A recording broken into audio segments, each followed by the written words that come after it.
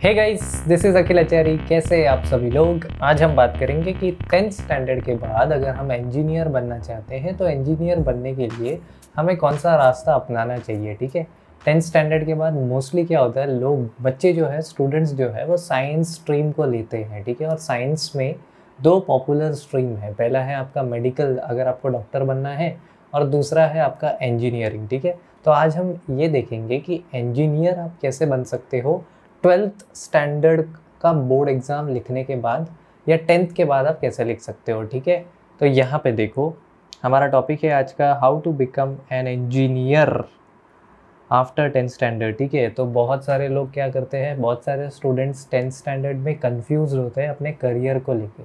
तो एक safe option के तौर पे स्टूडेंट्स क्या करते हैं, इंजीनियरिंग को चुन लेते हैं। तो अगर आपको इंजीनियर बनना है तो सबसे पहले आपको 10th स्टैंडर्ड के बाद साइंस स्ट्रीम को चूज़ करना पड़ेगा। आपके पास 3 ऑप्शंस होते हैं, साइंस, कॉमर्स और आर्ट्स। आपको साइंस स्ट्रीम चूज़ करना पड़ेगा, और साइंस स्ट्रीम में आपके 3 सब्जेक्ट्स कंपलसरी होने चाहिए। पहला है आपका फिज़िक्स, दूसरा है आपका केमिस्ट्री, और तीसरा है आपका मैथमेटिक्स।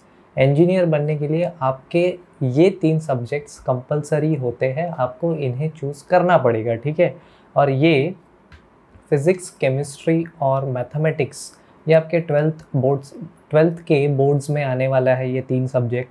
और ये 3 सब्जेक्ट्स के साथ साथ आपके पास और ऑप्शनल सब्जेक्ट चुनने के कुछ ऑप्शन होते हैं, जैसे कि आप PCM भी चूज़ कर सकते हो, यानी फिज़िक्स, केमिस्ट्री, मैथ्स, बायोलॉजी, और उसके साथ आपका जो इंग्लिश लैंग्वेज है वो आ जाएगा।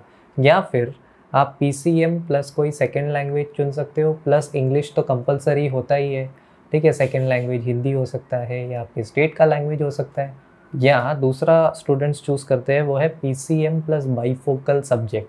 अब ये बाईफोकल क्या चीज़ है, बाईफोकल कुछ नहीं है। यहाँ पे क्या होता है, यहाँ पे आपका जो सेकंड लैंग्वेज होता है, जैसे कि हिंदी एग्जाम्पल के तौर पे, वो हट जाता है, और उसके बदले आप कोई दूसरा सब्जेक्ट चूज़ कर सकते हो, जैसे कि इलेक्ट्रॉनिक्स हो गया, मैकेनिक्स हो गया, कंप्यूटर साइंस हो गया, या जो भी आपका कॉलेज आपको प्रोवाइड कर रहा है। ठीक है, बट आप यहाँ पे ध्यान रखो कि आपके 3 सब्जेक्ट्स कंपलसरी है, वो है फिज़िक्स, केमिस्ट्री और मैथ्स। तो ये आपको चूज़ करना ही पड़ेगा हर हालत में। ठीक है, अब इसके बाद ये तो हो गई आपकी बोर्ड्स की कहानी कि 10th के बाद आपको 2 साल पढ़ाई करनी है 12th बोर्ड्स के लिए। बोर्ड से ज़्यादा इम्पॉर्टेंट आ जाता है एंट्रेंस एग्ज़ाम। ठीक है, क्योंकि अगर आपको इंजीनियरिंग कॉलेज में एडमिशन लेना है तो आपको एंट्रेंस एग्ज़ाम को क्लियर करना पड़ता है। ठीक है, और अपने इंडिया में बहुत फेमस इंजीनियरिंग का एंट्रेंस एग्ज़ाम है, उसका नाम है JEE। ठीक है, जॉइंट एंट्रेंस एग्जामिनेशन। और JEE जो है आपका, वो 2 है। पहला है आपका JEE मेंस, दूसरा है आपका JEE एडवांस। ठीक है, JEE मेंस किसके लिए होता है, JEE मेंस एग्ज़ाम जो है वो होता है आपके इंडिया के नेशनल लेवल कॉलेजेस में एडमिशन पाने के लिए। ठीक है, नेशनल लेवल कॉलेजेस कौन कौन से हैं इंडिया के, आपके टॉप NITs हो गए, IIITs हो गए। ठीक है, ये जो है ये नेशनल लेवल कॉलेजेस है। और अगर आप इन कॉलेजेस से इंजीनियरिंग पढ़ना चाहते हो तो आपको JEE मेंस का एग्ज़ाम अच्छे रैंक के साथ क्लियर करना होगा। ठीक है, अब इन जो नेशनल लेवल कॉलेजेस है, इनसे ऊपर जो देश के सबसे बेस्ट कॉलेजेस है वो है आपके IITs। ठीक है, इंडियन इंस्टीट्यूट ऑफ टेक्नोलॉजी। और IIT जो है हमारे देश का सबसे प्रीमियम इंस्टीट्यूट है इंजीनियरिंग के लिए, इसलिए हर कोई IIT में जाकर पढ़ना चाहता है। पर IIT में अगर आपको जाके अपनी इंजीनियरिंग की पढ़ाई करनी है तो आपको JEE एडवांस का पेपर क्रैक करना होगा, और क्रैक करने के साथ साथ आपको उसमें बहुत अच्छा रैंक भी लाना होगा। ठीक है, अगर आप टॉप IITs में पढ़ना चाहते हो तो। अब JEE एडवांस का पेपर कौन कौन लिख सकता है, JEE एडवांस का पेपर वो कैंडिडेट्स लिख सकते हैं जिन्होंने सबसे पहले JEE मेंस का पेपर क्लियर किया है, उसके बाद ही वो अलाउड होते हैं JEE एडवांस का पेपर लिखने के लिए। ठीक है, अब JEE मेंस और JEE एडवांस ये हो गए आपके नेशनल लेवल इंस्टीट्यूट्स के लिए। सेकंड आता है आपके स्टेट लेवल का कॉलेज। अगर आप अपने स्टेट के टॉप कॉलेजेस में एडमिशन लेना चाहते हो, या किसी भी कॉलेज में एडमिशन लेना चाहते हो, तो आपको उस स्टेट का कॉमन एंट्रेंस टेस्ट देना होता है, जिसको हम बोलते हैं CET। ठीक है, CET जो होता है ये होता है कॉमन एंट्रेंस टेस्ट। जैसे कि अगर आप महाराष्ट्र में रहते हो तो महाराष्ट्र में MHT CET नाम का एग्ज़ाम होता है, कॉमन एंट्रेंस टेस्ट, जो आपको अलाउ करता है महाराष्ट्र स्टेट के किसी भी कॉलेज में एडमिशन लेने के लिए। जैसे महाराष्ट्र स्टेट के अगर आप टॉप कॉलेजेस देखोगे, VJTI, college of engineering Pune, अगर आप इन कॉलेजेस में एडमिशन पाना चाहते हो तो आपको CET का एग्ज़ाम एक अच्छे रैंक के साथ क्लियर करना होगा, ठीक है। तो JEE मेंस होता है आपका NIT और IIT के लिए, JEE एडवांस होता है IIT के लिए, और CET होता है आपका स्टेट लेवल कॉलेजेस के लिए। इसके साथ साथ कुछ प्राइवेट कॉलेजेस होते हैं, जैसे कि बिरला इंस्टीट्यूट ऑफ टेक्नोलॉजी एक बहुत ही बढ़िया कॉलेज है, प्राइवेट कॉलेज, बट इसका फीस हाई है। दूसरा है वेल्लोर इंस्टीट्यूट ऑफ टेक्नोलॉजी। ये कॉलेजेस क्या करते हैं, ये इंडिविजुअली अपना खुद का एग्ज़ाम रिलीज़ करते हैं, ठीक है। जैसे बिट्स जो है बिरला इंस्टीट्यूट ऑफ टेक्नोलॉजी, वो अपना बिटसैट करके एक पेपर रिलीज़ करता है, वो अगर आपने क्रैक किया है तो आप बिरला इंस्टीट्यूट ऑफ टेक्नोलॉजी में एडमिशन ले सकते हो। Similarly Vellore institute of technology जो है, अगर आप VIT में एडमिशन लेना चाहते हो तो आपको VIT का जो पेपर बनाता है उसको क्रैक करना होगा, ठीक है। और यहाँ पे इम्पॉर्टेंट बात आप ये याद रखो कि जो बोर्ड एग्ज़ाम्स होते हैं, 12th के आपके बोर्ड एग्ज़ाम्स होते हैं, उसमें हमें सब्जेक्टिव आंसर्स लिखने होते हैं। सब्जेक्टिव आंसर्स स्टूडेंट से एक्सपेक्ट किए जाते हैं कि आप 12th स्टैंडर्ड के बोर्ड एग्ज़ाम्स में थियरी लिखोगे, सब्जेक्टिव आंसर्स लिखोगे, अगर MCQ है तो MCQ सॉल्व करोगे, ठीक है। पर जो कॉम्पिटिटिव एग्ज़ाम है आपका, कॉम्पिटिटिव एग्ज़ाम, इसमें सब्जेक्टिव क्वेश्चंस नहीं होते हैं। कॉम्पिटिटिव एग्ज़ाम्स में आपको MCQ सॉल्व करने होते हैं, यानी multiple choice questions. JEE mains का पेपर, CET का पेपर, JEE एडवांस का पेपर, सब में आपको MCQ सॉल्व करने होते हैं, और ये MCQs को नेगेटिव मार्किंग भी होता है। नेगेटिव मार्किंग मतलब क्या, देखो अगर आप MCQ का गलत आंसर मार्क करते हो तो वहाँ पे यही होगा कि आपको मार्क्स नहीं मिलेगा, यानी कि आपका मार्क्स होगा 0। बट कॉम्पिटिटिव एग्ज़ाम्स में क्या होता है, अगर आप गलत आंसर मार्क करते हो तो वहाँ पे आपको 0 नहीं मिलता, वहाँ आपका माइनस में मार्क्स चले जाता है, ठीक है। जैसे अगर आपने कोई गलत आंसर मार्क कर दिया तो आपका -1 काउंट होगा मार्क्स, ठीक है। तो ये हो गया आपका नेगेटिव मार्किंग, ठीक है। अब ये जो है ये हमारे लिस्ट है कुछ टॉप IITs और NITs के, ठीक है। जैसे IIT खड़गपुर, बॉम्बे, मद्रास, कानपुर, ऐसे बहुत सारे IITs है। ये कुछ NITs के लिस्ट है, NIT इलाहाबाद, भोपाल, नागपुर, त्रिची। IIITs के हो गए, IIT गुवाहाटी, वडोदरा, तिरुचिरापल्ली, ठीक है। ये सारे जो हो गए आपके IIITs हो गए। और एडिशनल जो टॉप कॉलेजेस है जो मैंने बोला प्राइवेट है, bits Pilani, bits Goa, bits Hyderabad, NSIT, VIT, VJTI, college of engineering Pune, ये सारे जो ये आपके प्राइवेट कॉलेजेस में आ गए, ठीक है। अब सवाल मन में ये आता है कि JEE और CET में डिफरेंस क्या है, ठीक है। देखिए JEE जो एग्ज़ाम है, सबसे पहले आप ये समझो कि JEE का पेपर देश का हर बच्चा लिखता है, ठीक है। अब क्योंकि ये वर्ल्ड वाइड, यानी कि पूरा इंडिया इस पेपर को लिख रहा है, इसीलिए इसमें कंपटीशन ज़्यादा होता है। कंपटीशन ज़्यादा होने के साथ साथ इसका जो डिफ़िकल्टी लेवल है वो CET के मुकाबले थोड़ा ज़्यादा होता है, ठीक है।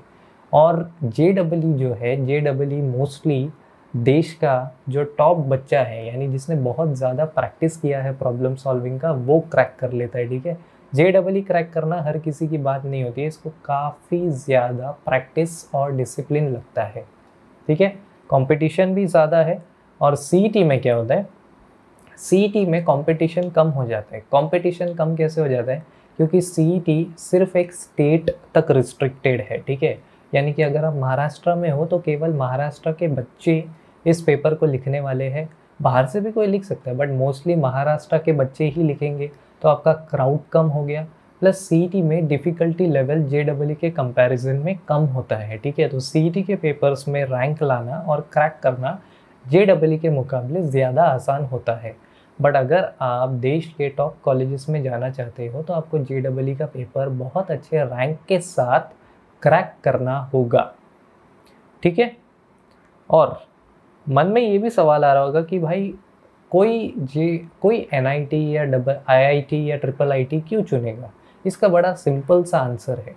देखो, NIT, IIIT और IIT इसीलिए चुना जाता है क्योंकि देश का सबसे बेस्ट कॉलेज इन्हें ही माना जाता है, ठीक है। और यहाँ पे टॉप मल्टीनेशनल कंपनीज जिन्हें हम MNCs कहते हैं, वो यहाँ पे आते हैं ऑन कैंपस प्लेसमेंट प्रोवाइड करने के लिए।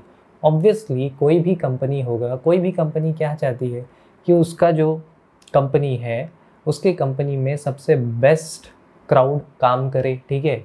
और क्योंकि IITs का जो एग्ज़ाम है वो इतना डिफ़िकल्ट है, तो ऑब्वियसली बहुत अच्छे माइंड वाले बच्चों ने ही इसे क्रैक किया होगा, और वो सारे बच्चे NITs IITs में ही पढ़ते हैं। तो कंपनीज आती हैं NITs IITs में आती हैं और अच्छे क्राउड को उठा कर लेके चली जाती है, जिन्हें हम क्रीमी लेयर बोलते हैं, ठीक है। तो हर कंपनी को चाहिए कि उनके पास देश का सबसे बेस्ट क्रीमी लेयर हो, तो वो आती है NITs में IITs में और बच्चों को रिक्रूट करके चली जाती हैं। प्लस यहाँ पे फ़ायदा क्या है कि आपका ऑन कैंपस प्लेसमेंट काफ़ी अच्छा हो जाता है, ठीक है। तो लाइफ आपकी थोड़ी सी बढ़िया हो जाती है। अगर आप मान लो इन एग्ज़ाम्स को क्रैक नहीं कर पाते हो, तो आपको 12th के बाद जो इंजीनियरिंग के 4 साल है उसमें जो IIT का बच्चा है उसके मुकाबले आपको ज़्यादा मेहनत करना होगा, क्योंकि एक बार IIT या NIT का टैग लग जाता है तो थोड़ा सा उसको अलग वे में देखा जाता है। यही रियलिटी है, हार्श रियलिटी बोल दो, बट यही सच है, क्योंकि उस बच्चे ने मेहनत की है। शुरू में उसने कुछ करके दिखाया है, ठीक है। जो उसने 2 साल में करके दिखाया, आपको अब 4 साल में उसको प्रूव करना होगा, ठीक है। तो ये हो गया एक बात। और साथ में जो ऑन कैंपस प्लेसमेंट का एवरेज सैलरी है वो भी काफ़ी बढ़िया देता है NIT IIT। जैसे एवरेज सैलरी पैकेज 10 से 15 लाख के रेंज में होता है एवरेज बच्चे का, तो काफ़ी अच्छा सैलरी पैकेज यहाँ पे मिलता है। इसलिए स्टूडेंट्स अट्रैक्ट होते हैं IITs की तरफ, NITs की तरफ और IIITs की तरफ। साथ में क्योंकि यहाँ पे बहुत सारे बच्चे मेहनत करके आए हैं, तो आपके आसपास जो क्राउड होगा वो मेहनती बच्चों का होगा, एक अच्छे लोगों का क्राउड होगा, ठीक है। तो आपका पर्सनालिटी अच्छे से ग्रो होगा इसमें। अब इसका मतलब ये नहीं है कि अगर आप IIT से नहीं हो या NIT से नहीं हो तो आप ज़िंदगी में कुछ कर नहीं सकते। देखो, आप 4 साल में अपने स्किल सेट को बढ़ा के कुछ भी कर सकते हो, ठीक है। आप IIT के बच्चे को सरपास भी कर सकते हो अगर आपने 4 साल डेडिकेशन से अपने स्किल को दिया है तो, ठीक है। तो स्किल पे अगर आप फोकस करोगे तो बहुत आगे जा सकते हो। बट वो 12th के बाद की स्टोरी है। अगर आप 10th स्टैंडर्ड में हो और आप इंजीनियरिंग के बारे में सोच रहे हो तो आपको डेफिनेटली IIT NIT और IIITs के बारे में कंसिडर करना ही चाहिए, और 2 साल सिंसियरली इसकी मेहनत करनी चाहिए, क्योंकि ये सच में वर्थ इट होते हैं, ठीक है। अब यहाँ हमारा छोटा सा रोड मैप देख लो। हम 10th स्टैंडर्ड में हैं। 10th स्टैंडर्ड के बाद अगर हम साइंस स्ट्रीम को चुनते हैं तो उसमें हमें PCM कंसिडर करना होगा। उसके बाद हम 12th का बोर्ड्स लिखेंगे। 12th बोर्ड्स के बाद हम कॉम्पिटिटिव एग्ज़ाम लिखेंगे। कॉम्पिटिटिव एग्ज़ाम हो गए आपकी JEE हो गए, CET हो गया, BITSAT हो गया। ये कॉम्पिटिटिव एग्ज़ाम को अगर हम क्रैक कर लेते हैं तो हम एक अच्छे इंजीनियरिंग कॉलेज में जाकर लैंड कर जाएंगे, ठीक है। ये हमारा रोड मैप है। देखो, 10th के बाद और एक रास्ता होता है डिप्लोमा का, बट वो यहाँ पे मैंने डिस्कस नहीं किया है क्योंकि उसको ज़्यादातर बच्चे नहीं करते। यहाँ पे जो मैंने मेजॉरिटी ऑफ स्टूडेंट्स करते हैं 10th के बाद उसको कंसिडर किया है, ठीक है। बट डिप्लोमा के बारे में भी आप सोच सकते हो। ये एक 3 साल का कोर्स होता है, बट इसका ड्रॉबैक ये है कि आप IITs NITs में जाके फिर इसकी पढ़ाई नहीं कर सकते, ठीक है। IITs और NITs में अगर आपको जाना है तो उसका एक ही क्राइटेरिया है, JEE मेंस और JEE एडवांस को क्रैक करके दिखाइए, बस, ठीक है। तो ये हो गया हमारा आज का रोड मैप। आशा करता हूँ आपको ये वीडियो पसंद आया होगा। Thank you so much guys ये वीडियो देखने के लिए। Bye bye and take care.